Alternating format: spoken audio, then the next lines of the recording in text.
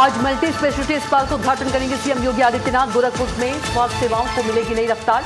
मुख्यमंत्री आज देंगे पूर्वांचल को बड़ी स्वास्थ्य सौगात।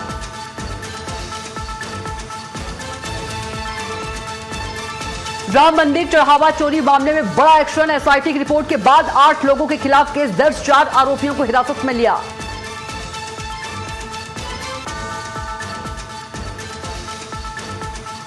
केंद्रीय कृषि मंत्री शिवराज सिंह चौहान का अयोध्या दौरा। अयोध्या में शिवराज बोले खेती बनेगी विकास की ताकत। किसानों के लिए 2047 का कृषि रोड मैप तैयार। मखाना शोध और आधुनिक खेती पर शिवराज का जोर।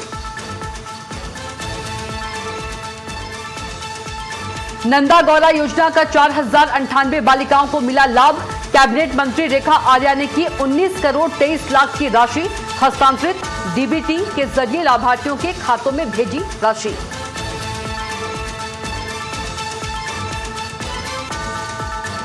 हरिद्वार में वन्य जीवों के साथ सेल्फी का शौक पड़ा भारी। युवकों पर हाथियों के हमला करने का वीडियो वायरल। पुलिस और वन विभाग ने युवकों को लगाई फटकार।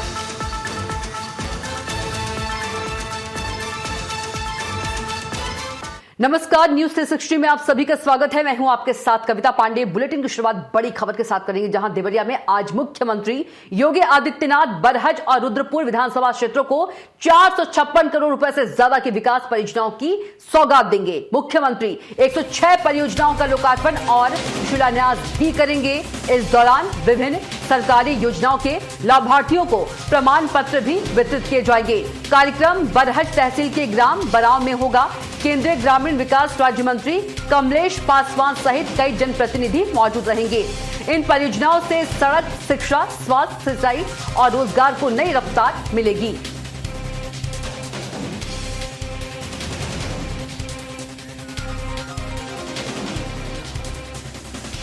अगली खबर का रुख करेंगे, जहां गोरखपुर में आज मुख्यमंत्री योगी आदित्यनाथ एस्ट्रोमेडिक्स मल्टी स्पेशलिटी अस्पताल का उद्घाटन करेंगे। दोपहर 3 बजे होने वाले इस कार्यक्रम में जनप्रतिनिधि, डॉक्टर और प्रशासनिक अधिकारी भी शामिल रहेंगे।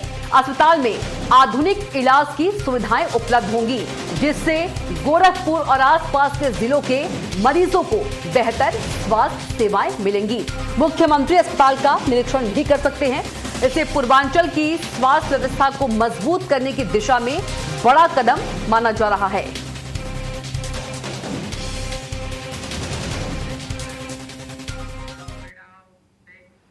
वहीं अयोध्या केंद्रीय कृषि एवं किसान कल्याण मंत्री शिवराज सिंह चौहान ने गुरुवार को अयोध्या के आचार्य नरेंद्र देव कृषि एवं प्रौद्योगिकी विश्वविद्यालय कुमारगंज का दौरा किया। उन्होंने मखाना पर हो रहे शोध का निरीक्षण किया, कृषि प्रदर्शनी देखी और किसानों से सीधे बातचीत की।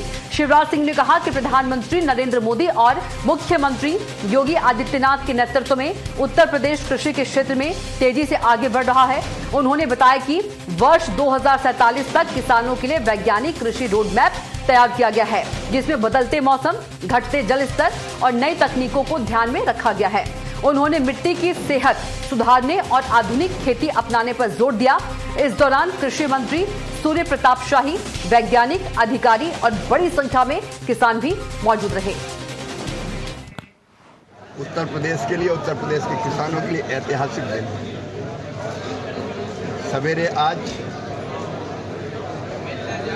लखनऊ में उत्तर प्रदेश का वैज्ञानिक कृषि रोड मैप सम्माननीय मुख्यमंत्री जी को भेंट किया गया, कृषि मंत्री जी को भेंट किया गया। अगली बड़ी खबर आपको बता दें कि अयोध्या में राम मंदिर चढ़ावा चोरी मामले में बड़ा एक्शन हुआ है। ट्रस्ट के ट्रस्टी कृष्ण मोहन की शिकायत पर 8 लोगों के खिलाफ गबन, धोखाधड़ी और आपराधिक साजिश समेत कई धाराओं में केस दर्ज किया गया है। बताया जा रहा है कि एसआईटी प्राथमिक रिपोर्ट के बाद यह कार्रवाई हुई। सूत्रों के मुताबिक 4 आरोपियों को पुलिस ने हिरासत में भी लिया है। पुलिस पूरे मामले की जांच में जुटी है।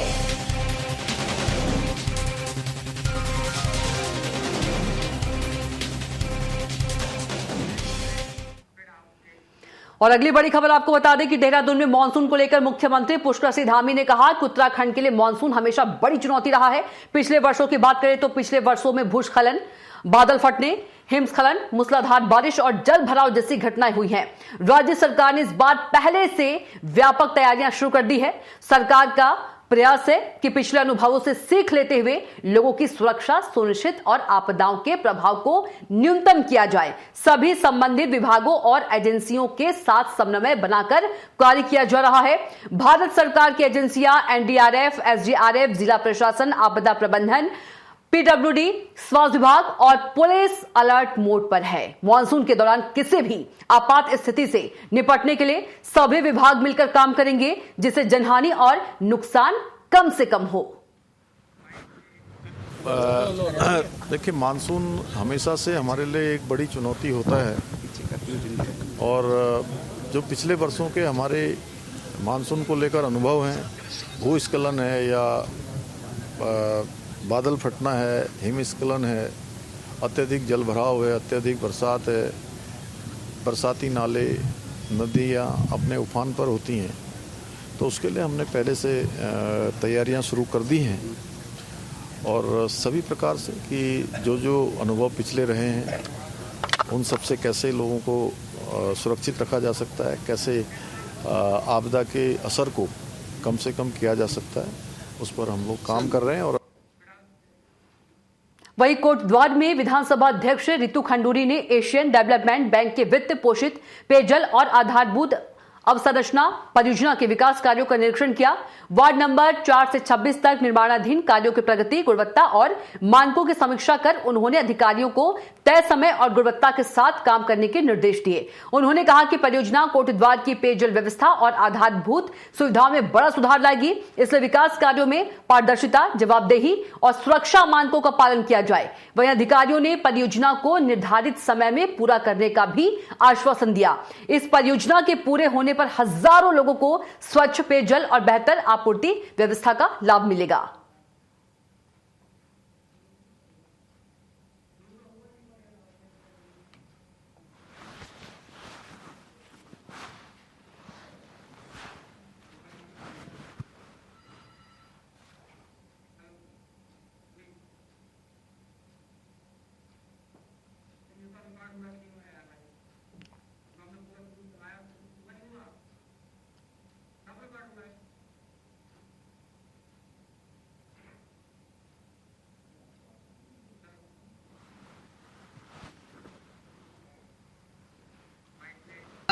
उसका निरीक्षण हुआ। बहुत सारी शिकायतें मेरे पास आई थी कि रोड नहीं बन पा रही है, कहीं वाटर का टेस्टिंग नहीं हो रहा है। तो आपने जैसे देखा, पहले मेरे ऑफिस में हमारी करीबन 1-1.25 घंटे की बैठक हुई और उसके बाद पूरी तरह से निरीक्षण हुआ है। जहाँ टेस्टिंग हो चुकी है वहाँ रोड बनाने का आदेश हुआ है। जहाँ केवल अभी पाइप लगा है, लोगों को कनेक्शन नहीं मिले हैं और टेस्टिंग नहीं हुई है, उसको भी आदेशित किया गया है कि वहाँ फटाफट पाइप्स के जो हैं, जो कनेक्शंस देने, इंडिविजुअल घरों को जो कनेक्शन देने हैं वो कनेक्शन दे के उसके बाद टेस्टिंग करके तुरंत वहाँ पर रोड बनाने का कार्य किया। वहीं उत्तराखंड के लिए एसआरएस रिपोर्ट में उत्साहजनक तस्वीर सामने आई है, जहां रिपोर्ट के अनुसार जन्म के समय लिंगानुपात में प्रदेश ने देश में सबसे तेज सुधार दर्ज किया है। वहीं राज्य में लिंगानुपात 857 से बढ़कर 868 हो गया है। वहीं इस उपलब्धि को महिला सशक्तिकरण और जागरूकता अभियानों का सकारात्मक परिणाम माना जा रहा है।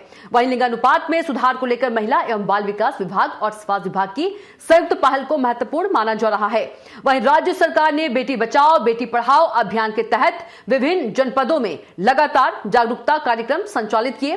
विशेष रूप से उन क्षेत्रों पर ध्यान केंद्रित किया गया जहां लिंगानुपात में अपेक्षाकृत अधिक अंतर देखने को मिला था। वहीं महिला एवं बाल विकास मंत्री रेखा आर्या ने कहा कि अभियान को उत्तराखंड में प्रभावी ढंग से आगे बढ़ाया गया।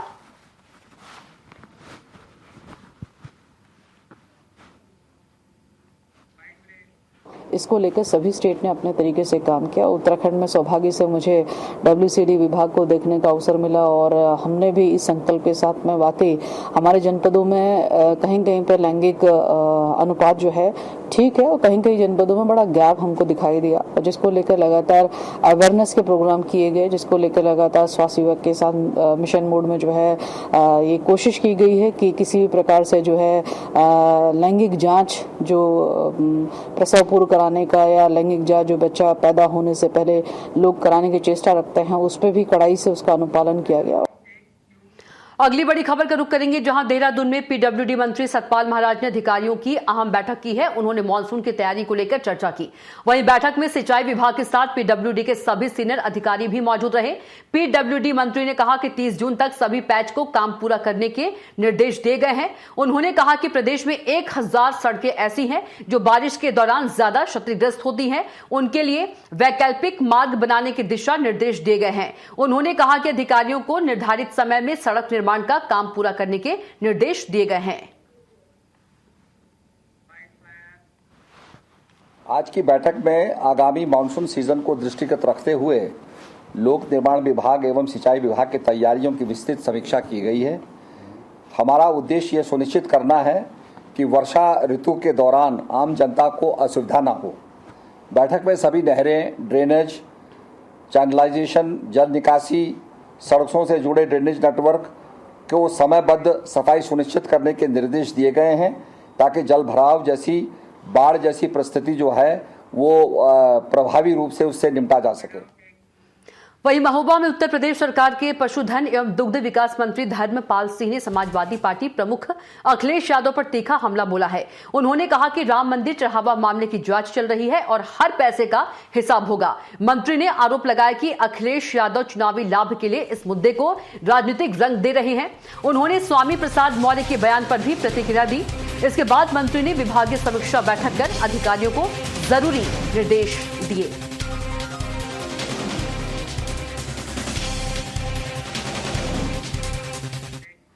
वहीं हरिद्वार में आगामी कांवड़ यात्रा और महाकुंभ की तैयारियों को लेकर जिला प्रशासन पूरी तरह सक्रिय हो गया है। एचआरडीए सभागार में मेलाधिकारी सोनिका ने एनएचएआई अधिकारियों के साथ परियोजनाओं की प्रगति की समीक्षा की। Haridwar bypass, Singh road, Delhi Dehradun economic corridor के हरिद्वार इस्पात और हरिद्वार नगीना मार्ग जैसे निर्माण कार्यों की धीमी गति पर उन्होंने नाराजगी भी जताई। संबंधित अधिकारियों को उन्होंने समय पर काम पूरा करने के भी निर्देश दिए हैं। उन्होंने कहा कि कांवड़ यात्रा के दौरान यातायात व्यवस्था बाधित नहीं होनी चाहिए, इसलिए कार्यों में संसाधन और मशीनरी बढ़ाई जाए। जिलाधिकारी मयूर दीक्षित ने भी सख्त रुख अपनाते हुए निर्माण कार्यों से यातायात प्रभावित होने पर संबंधित अधिकारियों की जवाबदेही तय करने की चेतावनी दी है। उन्होंने कहा कि सभी परियोजनाओं को समय पर पूरा किया जाए।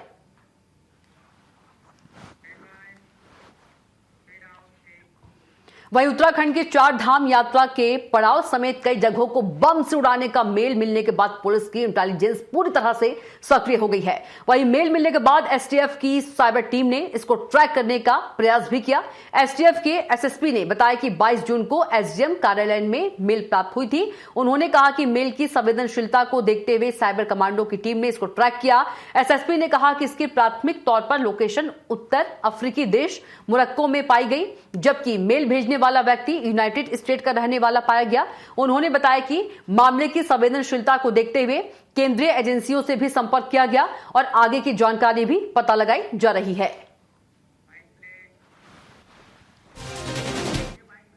करीब 9:23 पर नगर पालिका मसूरी में एक मेल प्राप्त हुई थी और उस मेल में कुछ धमकी भरे शब्द थे और जो कुछ खालिस्तान के स्लोगन्स भी लिखे हुए थे और खासकर उसमें माननीय मुख्यमंत्री जी का नाम लेकर और अन्य जगहों का कुछ ब्लास्ट की बात लिखी गई थी। चूँकि इस तरह की मेल जब प्राप्त होती तो तत्काल इसका संज्ञान लेते हुए जब थाना मसूरी पर इसमें अभियोग पंजीकृत किया गया है। वहीं लखनऊ की कोचिंग अग्निकांड के बाद बागपत प्रशासन पूरी तरह से अलर्ट हो गया है। जिले में बिना सुरक्षा मानकों के चल रहे कोचिंग सेंटर और लाइब्रेरी के खिलाफ बड़ा अभियान चलाया गया। जांच के दौरान फायर सेफ्टी समेत कई जरूरी नियमों का पालन नहीं मिलने पर करीब 60 कोचिंग सेंटर और लाइब्रेरी को सील कर दिया गया है। बागपत, बड़ौद, खेकड़ा क्षेत्र में एसडीएम और फायर विभाग की संयुक्त टीम ने यह कार्रवाई की है। अधिकारियों का कहना है कि छात्रों की सुरक्षा से किसी भी तरह का समझौता नहीं किया जाएगा। आगे भी लगातार निरीक्षण जारी रहेगा और जो संस्थान नियमों का पालन नहीं करेंगे उनके खिलाफ सख्त कार्रवाई की जाएगी। जनपद बागपत में कोई बड़े कोचिंग यहाँ पे संचालित नहीं हो रहे हैं। छोटे छोटे कोचिंग संचालित हो रहे हैं जो 15 मीटर के नीचे और 500 स्क्वायर मीटर से कवर्ड एरिया के नीचे हैं, इसलिए इनके पास एनओसी नहीं है। किंतु फिर भी अग्नि सुरक्षा दृष्टिकोण से इनका ऑडिट किया गया है और इनमें कमियां जो पाई गई हैं उसके दृष्टिगत इनको बंद करने की कार्रवाई आज से प्रचलित है। वहीं कुशीनगर में मुहर्रम को लेकर जिला प्रशासन पूरी तरह से अलर्ट मोड पर है। जिलाधिकारी महेंद्र सिंह तंवर और पुलिस अधीक्षक ने पडरौना क्षेत्र के बड़हरागंज गांव स्थित करबला और जुलूस मार्गों का संयुक्त निरीक्षण किया। अधिकारियों ने सुरक्षा व्यवस्था, बैरिगेटिंग, साफ सफाई और अन्य तैयारियों का जायजा लिया। पुलिस और प्रशासनिक अधिकारियों को संवेदनशील स्थानों पर विशेष निगरानी रखने के भी निर्देश दिए गए। जिलाधिकारी ने लोगों से अफवाहों पर ध्यान न देने और किसी भी संदिग्ध गतिविधि की सूचना तुरंत पुलिस को देने की अपील की है।